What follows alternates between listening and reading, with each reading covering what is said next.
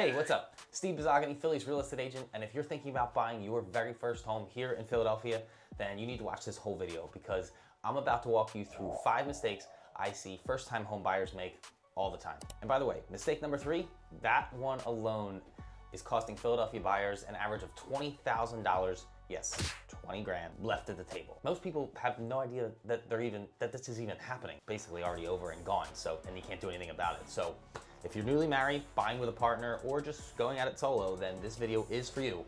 So let's get into it.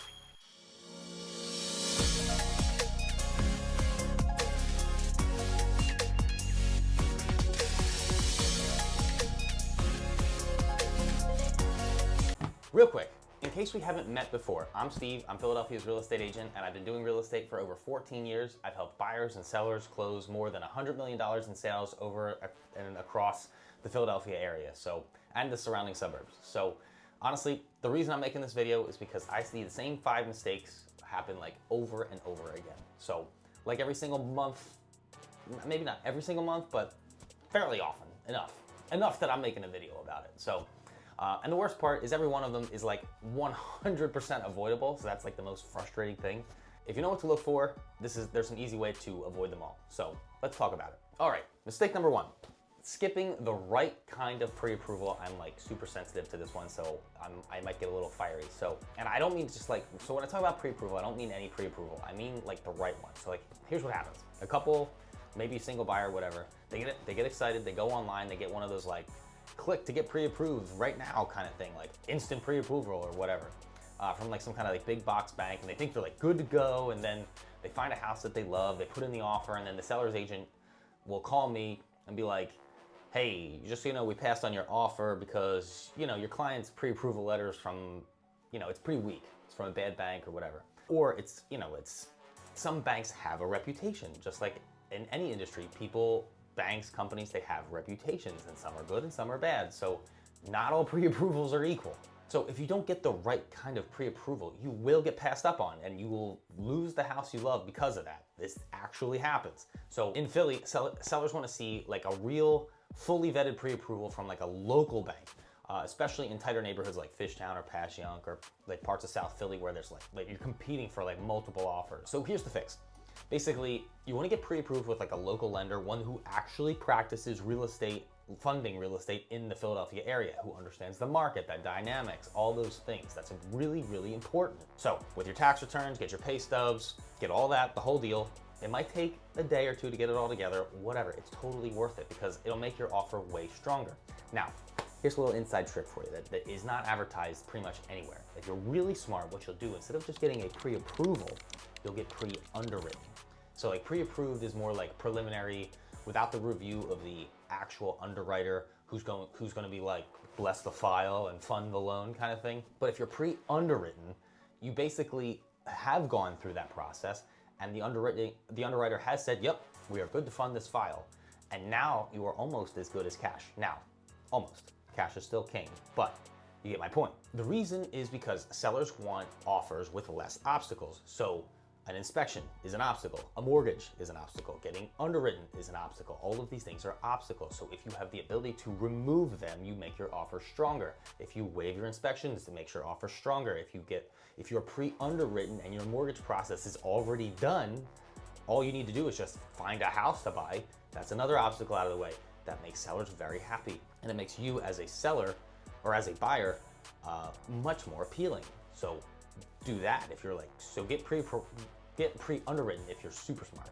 All right, and so let me give you a real world example about this. So I actually, and this has happened more than one time, and I'm so annoyed at myself that I have not learned this, that I didn't learn this quicker, but I don't do this anymore, so I've learned not to do this. But there are certain banks out there who will not be named. Basically what happens is they give you this pre-approval instantly. And then what happens is like you go and like it's good enough that it like looks good enough where a seller might take the offer, but like my experience, I know that this could go either way.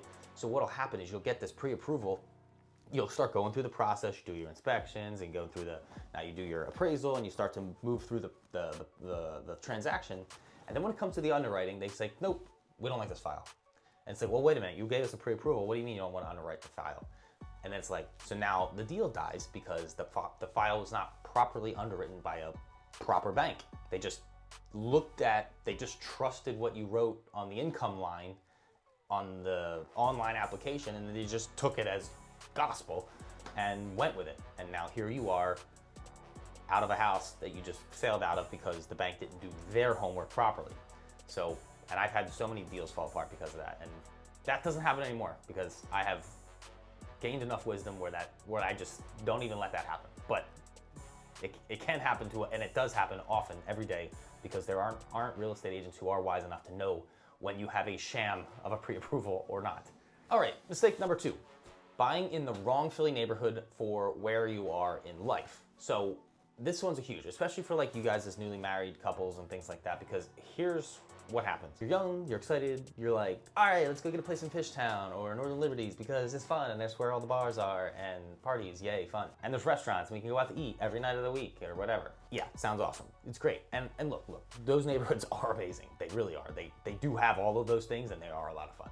So, and I love them. So there's a but. If you're planning on having kids in the next 3 to 5 years, you might want to think a little bit farther out, because once they become suddenly all the things you care about other things now, like school districts and parking and backyards, which Fishtown and Northern Liberties are not really known for those things. The home you bought because it was cool, well, it might not fit your lifestyle 2 years from now.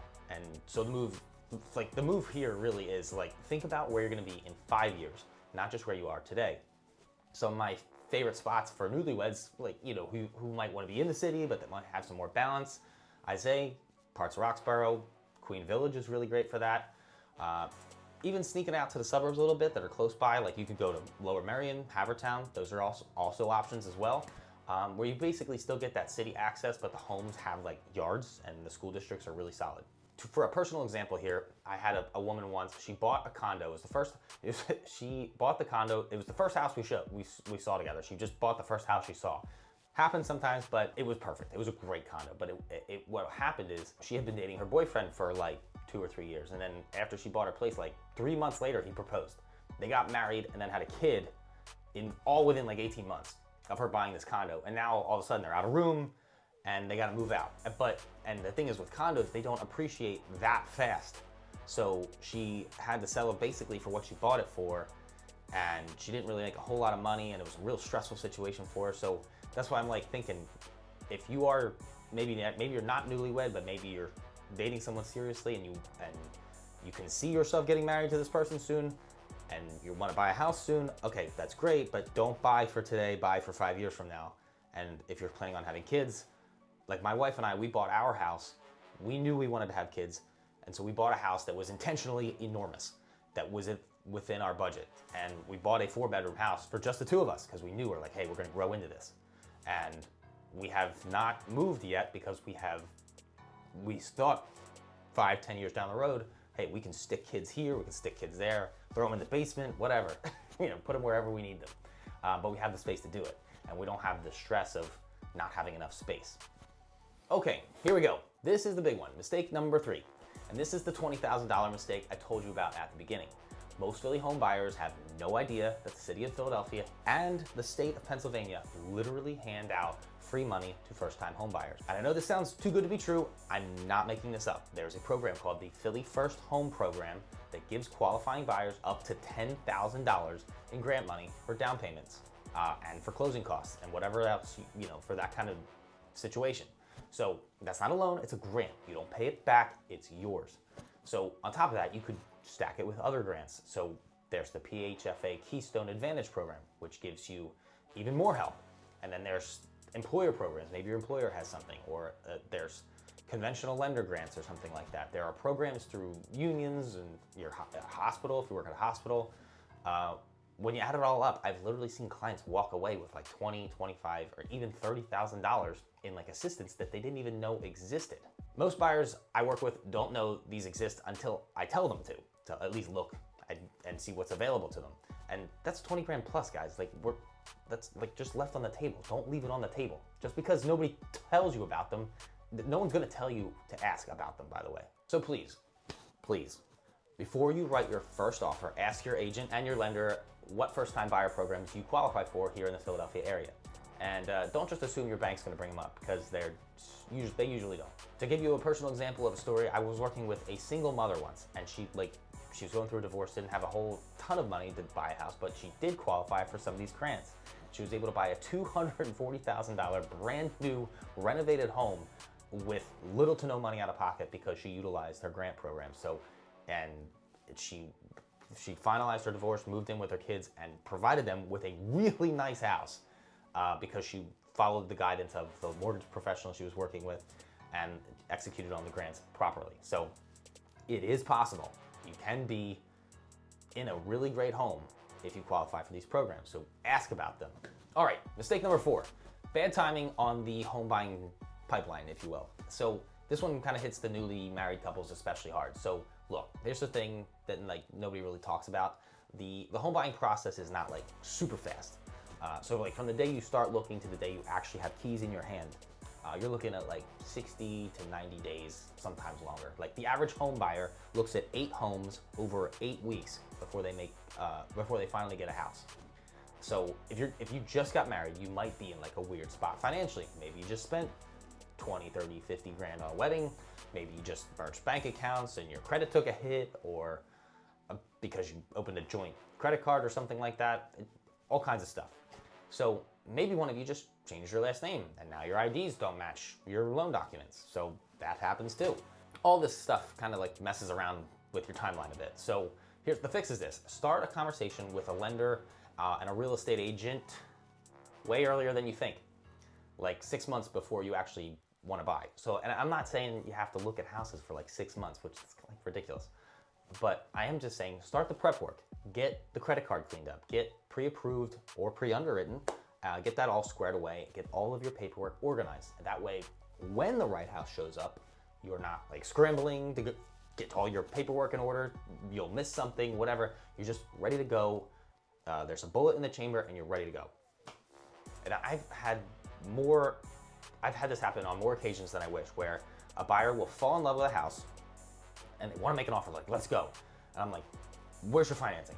And they don't have it. So none of their finances are ready. None of it's ready to go. And then they have to rush to get it done, and it doesn't happen fast enough because it takes a little bit. It takes a day or two, depending on the lender. I have recommended lenders. They can do this much quicker than a couple days. But it takes them too long. And then what happens is the seller's like, listen, we're gonna take this other offer because they're already pre-approved and they're ready to go. Their financials are strong. And it's just, we're not gonna sit around and wait for this. And then they lose the house, and it's and I'm brokenhearted, but then it sucks is that now I gotta call them and tell them and then break their heart, and it's just a miserable experience for everybody. And I don't wanna see that happen to you. So get it all in order at the beginning. All right, last but not least, mistake number 5, waiving the home inspection. Let's talk about that. To do or not to do, just to win the offer. I get it, sometimes you gotta do that, but the Philly market is competitive in some pockets, and you'll hear about people writing love letters and waiving everything just to beat out the next buyer. Don't waive your inspection without proper guidance. Look, I'm telling you right now, an incompetent realtor will tell you whatever they need to tell you in order to get your offer to a place where it gets accepted without any consideration of the risk that applies to you. They don't care about the financials. They don't care about any kind of risk at all. They just want to get your offer accepted, and they're not thinking about anything else. Philly homes, a lot of them, are old. We are the founding city of America. Yes, that's a bit of a flex to you Boston, New York, DC people. A lot of these row homes are well over 100 years old. So we're talking there's old plumbing, there's knob and tube wiring, there's roofs that should have been replaced 15 years ago. But there are situations where sellers maintain the home immaculately, provide receipts for the work that they did. They disclose everything. There's paragraphs all over the seller's disclosure. You basically live there with them. That's what it feels like because you know so much about the house. So in that case, maybe waiving an inspection might be okay. So you just need to have a professional guide, one that really knows what they're doing in order to best gauge how to approach the situation. You can still write a strong competitive offer without waiving the inspection. There's just smart ways to do it. So you could shorten the inspection window. Instead of the standard is 10 days, you could shorten it to 5 or 7. But you could limit your repair requests or do it for informational purposes only, things like that. Talk to your agent. So there you have it, the 5 mistakes that I see first-time home buyers make here in the Philadelphia area all the time. Quick recap, we'll go over them real quick. Number one, get a real pre-approval, not a fast one, and get pre-underwritten if you can. Number two, pick a neighborhood that fits where you'll be in 5 years, not just today. Number three, and this is the $20,000 one, remember that, ask about first-time homebuyer assistance programs before you write an offer. Number four, start your home buying timeline way earlier than you think. And number five, make sure you have a really experienced professional realtor in your corner who knows how to write a competitive offers without putting you or your money at risk. If you are thinking about buying your first home here in Philly, please feel free to reach out to me. I'm certainly here and happy to help you guys. My number's down in the description. My email's there too, if you're more comfortable with that. No pressure, no weird sales pitches, just a real conversation about whether you're ready to go and what your next steps look like. As always, if you found this video helpful, please don't forget to hit that like button and subscribe for more Philadelphia real estate market insights. So for now, I'll see you guys in the next one.